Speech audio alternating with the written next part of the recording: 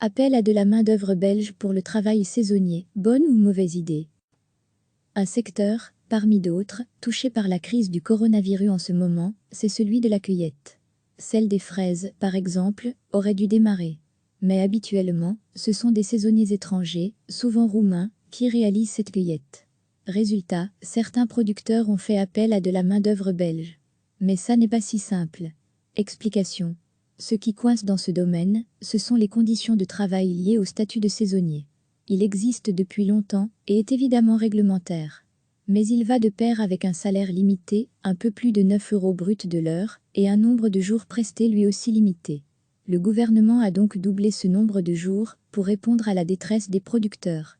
Sauf que, selon les syndicats, ça n'est pas la bonne stratégie à adopter.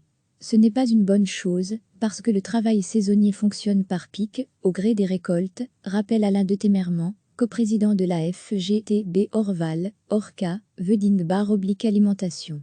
S'il faut 20 000 personnes pour ramasser des pommes et des poires, et qu'on n'en dispose que de 10 000, les fruits ne vont pas rester sur l'arbre 2 semaines de plus pour terminer le travail.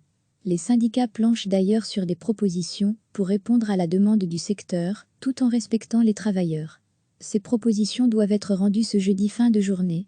C'est à présent à un ensemble d'experts de trancher l'Economic Risk Management Group. Il le fera sans doute dans les prochains jours. Les syndicats qui rappellent aussi que la main-d'œuvre belge reste évidemment une alternative. Mais qu'il faut garder à l'esprit que le statut de saisonnier est précaire. Certains allocataires sociaux sont payés plus que le salaire proposé par le secteur. Quant aux étudiants, ils ne sont pas en vacances, mais ont des cours à suivre en vue des examens de juin prochain.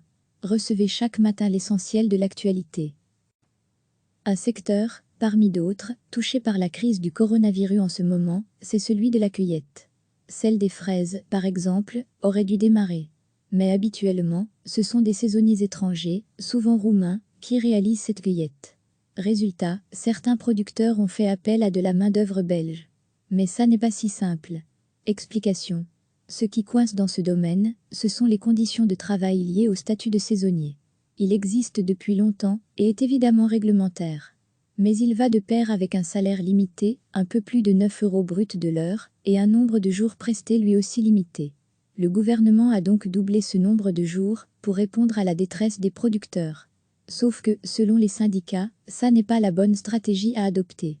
Ce n'est pas une bonne chose, parce que le travail saisonnier fonctionne par pic, au gré des récoltes, rappelle Alain de Temerman, coprésident de la FGTB Orval, Orca, Vedine-Alimentation.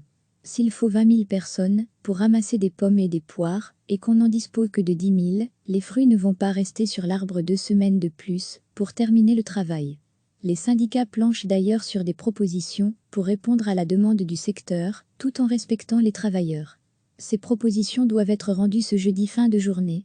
C'est à présent à un ensemble d'experts de trancher l'Economic Risk Management Group. Il le fera sans doute dans les prochains jours.